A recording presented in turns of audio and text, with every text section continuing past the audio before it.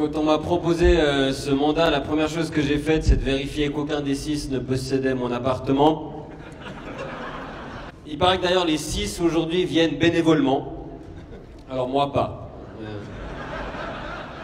Donc j'ai mieux négocié que les manias de l'immobilier. Je pense que c'est une phrase que je pourrais mettre sur ma tombe. Et suivant les blagues que je fais aujourd'hui, ça pourrait arriver plus vite que prévu. Je suis content d'être au salon de l'immobilier de Neuchâtel. C'est le dernier salon de l'immobilier de Suisse romande. Il y en avait d'autres, mais ils ont tous disparu. Mais comme à Neuchâtel, vous avez tout un peu en retard, il est encore là.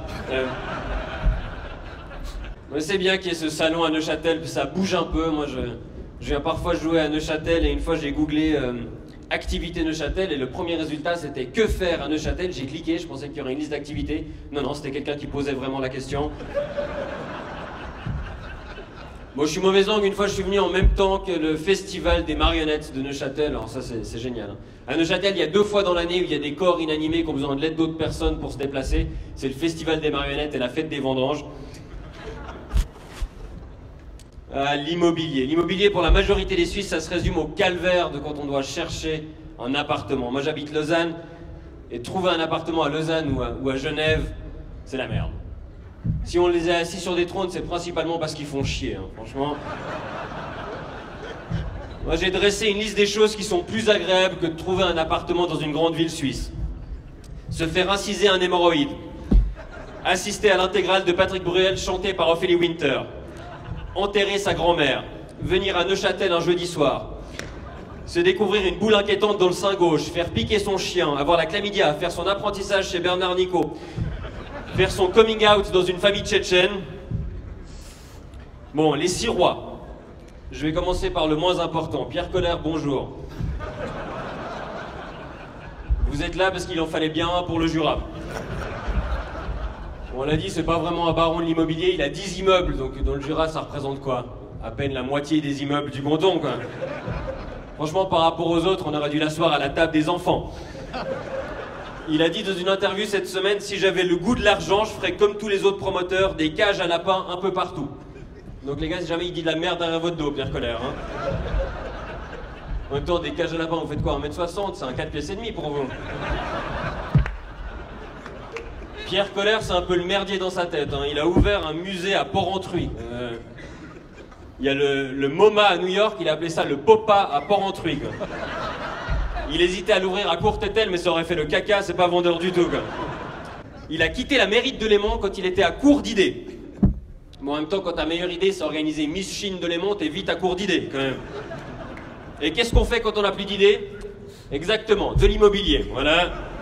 Il s'est lancé dans l'immobilier après une défaite électorale. Les Jurassiens, ils ont voulu plus comme politicien, ils le retrouvent comme propriétaire. Ils sont contents. Quoi.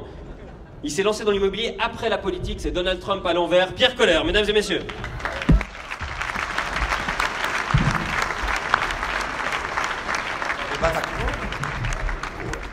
Damien Pierre, on est très proches.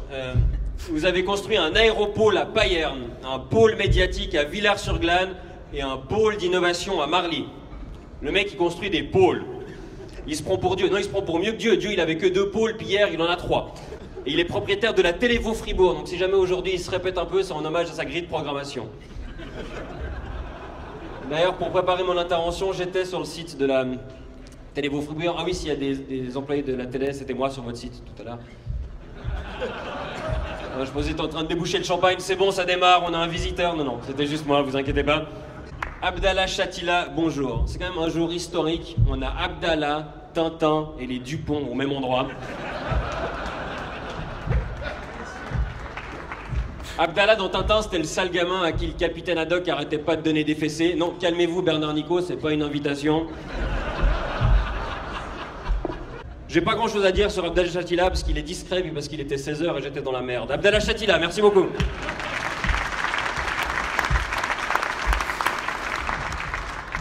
Raphaël Radicki, bonjour. Vous êtes maçon, vous êtes devenu menuisier, vous êtes devenu promoteur immobilier. Au fil de sa vie, il a eu de moins en moins de courbatures et de plus en plus les mains sales. Il est arrivé en Suisse pour bosser sur le tunnel du Gothard, puis après, quand il devait trouver un endroit pour s'installer, il s'est demandé quelle est la ville suisse entourée du maximum de tunnels, et il est arrivé à Neuchâtel.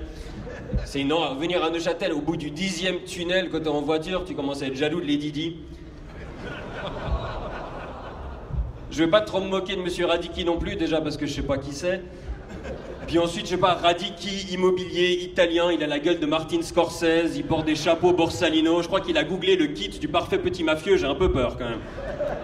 Votre devise, c'est l'important, c'est d'être entouré des bonnes personnes. Ça sonne quand même comme Vito Corleone dans Le Parrain, ce truc, hein. Moi, justement, j'ai revu Le Parrain récemment. Moi, je vais pas vanner Radicchi, parce que si je voulais me réveiller avec une tête de cheval à côté de moi dans le lit, je coucherais avec une Yverdonoise. Radicchi, il construit principalement dans le haut du canton de Neuchâtel, la Chaux-de-Fonds, le Locle, parce qu'il veut connaître le stress d'un promoteur immobilier sans l'inconvénient de faire fortune. Il paraît qu'il est capable d'évaluer le prix de n'importe quel immeuble au franc près.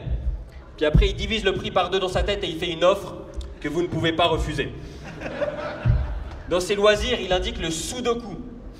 Sérieusement, le sudoku. Mais laissez ça aux prolos qui se font chier. En train, vous êtes multimillionnaire, c'est pas pour faire des sudoku, merde. Raphaël Radicchi, s'il vous plaît.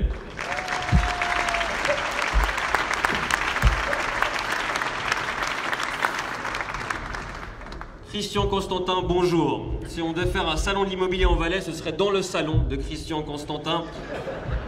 En Valais, quand tu dis Constantin l'empereur, tu dois préciser si tu parles du Romain qui a régné sur toute l'Europe ou du mec qui a un club de foot. Il fait ce qu'il veut, c'est le patron, Constantin. Il va pas se laisser dicter des règles par l'UEFA ou l'administration fiscale ou le code civil. Le seul CC qui respecte, c'est Christian Constantin. Alors, je vérifie juste que je suis pas à portée de coup de pied au cul, c'est bon, je peux continuer. Constantin, il dit souvent qu'un con qui marche va plus loin qu'un intellectuel assis. Et c'est tant putain il a marché, hein. Il est en conflit dans l'ordre avec les impôts, l'UEFA, le service de l'environnement et Rolf Fringer. On va prendre dans l'ordre. Bon, il dit qu'il n'a pas payé ses impôts parce qu'il n'est pas d'accord avec le montant de ses impôts. Mais Christian, personne n'est d'accord avec le montant de ses impôts.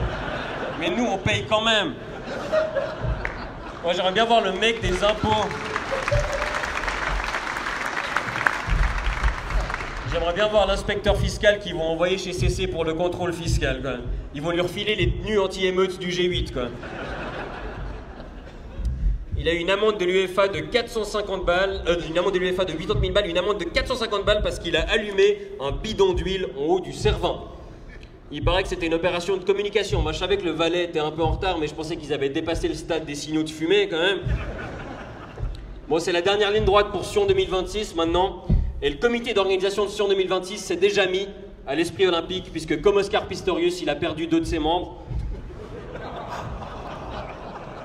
Il y a l'avocat d'affaires Jean-Philippe Rochat qui s'est fait choper dans les Panama Papers. Et il y a Christian Constantin qui a tenté d'inscrire le coup de pied au cul sur Rolf Fringer comme discipline olympique.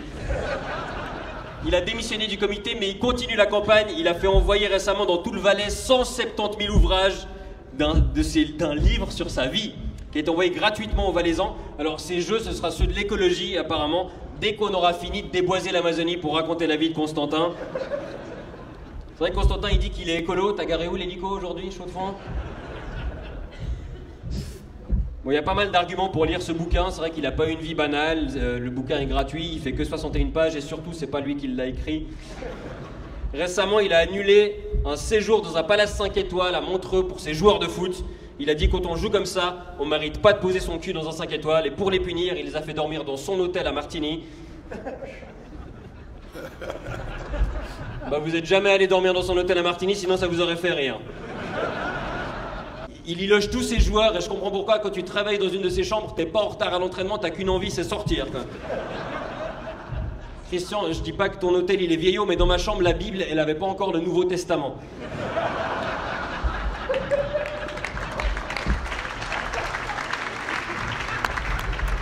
Récemment, à sa choucroute, il s'est déguisé en Elvis. Fais gaffe parce que lui, il est mort sur le trône. Christian Constantin, mesdames et messieurs.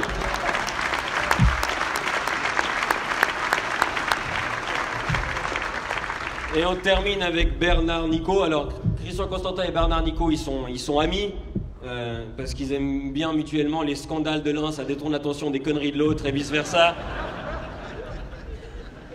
J'ai fait une vanne sur Bernard Nico au gala du FC Sion. J'ai dit qu'il connaissait bien le foot parce qu'il avait été pris pour une faute de main dans la surface. J'aimerais retirer cette vanne. Puisque l'affaire n'a pas été jugée, L'apprentie en question n'a pas porté plainte, elle souhaite tourner la page et profiter de son 25 pièces et demi avec loyer protégé et vue sur le lac. Bon, il y a quand même des conséquences pour Bernard Nicot, même s'il n'a pas été condamné. Ces entreprises n'ont plus le droit de former des apprentis dans le canton de Vaud. Par contre, le canton de Vaud a quand même engagé Bernard Nicot dans le secteur de sa formation. Pour le séminaire sur le harcèlement sexuel, ils suivent Bernard Nicot pendant une journée. Et à la fin, ils disent, voilà, si vous faites le contraire de tout ça, vous n'aurez aucun problème. C'est effectivement faux. Et le fait qu'ils ressentent le besoin de le préciser devrait vous dire pas mal de choses.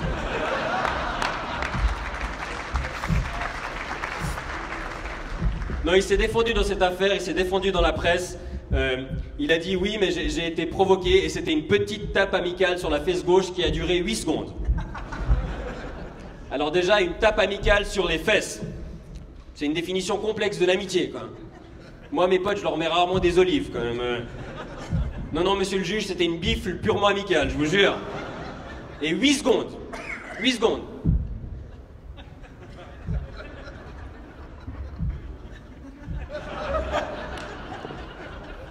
C'est ça, 8 secondes. Et ça, pour Bernard Nicot, c'est une tape. Une tape amicale. Bernard Nicot, tu lui fais la bise, il met la langue. Tu lui serres la main, t'es enceinte à Bernard Nicot.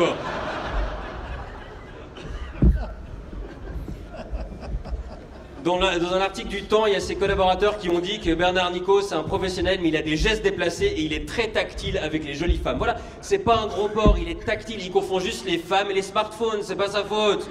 Du coup, il traite son iPhone avec énormément de respect et il recharge régulièrement sa secrétaire. Et il veut construire la plus haute tour de Suisse romande à Chavannes. Et s'il y a un truc qui est important pour Bernard Nicot, c'est d'avoir la plus grosse. Sauf que depuis, il se dispute avec Avni Orlati, avec qui il est sur ce chantier. Alors il y a toute une histoire, vous avez suivi l'affaire avec Orlati. Et moi je trouve très courageux de la part de Bernard Nicot de se disputer avec un Kosovar qui est actif dans le bâtiment. Alors il n'a pas peur de finir dans une dalle de béton, lui, en tout cas. Hein. Bernard Nicot, si vous trouvez que j'ai été méchant avec Neuchâtel tout à l'heure, Bernard Nicot, il a des opinions aussi sur Neuchâtel. Il a dit dans une interview cette semaine, l'immobilier neuchâtelois mérite mieux. À Neuchâtel, je me sens à l'aise seulement entre le palafite et le beau rivage. Bernard Nicot, si le jus d'orange n'est pas 12 balles, il fait de l'urticaire. Et il a dit, la Chaux-de-Fonds, je suis pas à l'aise, c'est une ville ouvrière. Il croit que la pauvreté, c'est contagieux. Il pense que s'il touche un pauvre, il va commencer à avoir des symptômes, il va s'habiller en guenille, il va bouffer au McDo, et il va payer la moitié de son salaire en loyer à Bernard Nicot. Et il dit que les gens riches ne viennent pas dans le canton de Neuchâtel à cause du gouvernement de gauche. C'est vrai que vous avez un gouvernement de gauche, et je sais pas si ça veut dire que les Neuchâtelois sont de gauche, parce que moi j'ai vu vos politiciens de droite, je pense surtout que c'est ça le problème. Non, je suis un peu déçu, je vais terminer là-dessus. La politique neuchâteloise, vous me décevez un peu pendant longtemps. Pour les humoristes suisses romans, c'était un peu l'Eldorado, il y avait tous les scandales qu'on voulait, je veux dire, vous avez toutes les superstars des tabloïds, Frédéric Hénard, Valérie Garbani, Yvan Perrin, du cul, de la picole, du harcèlement, des conflits d'intérêts, et dans le cas de Frédéric Hénard, les 4. Je vais laisser la parole à mes collègues, merci beaucoup, passez une bonne journée.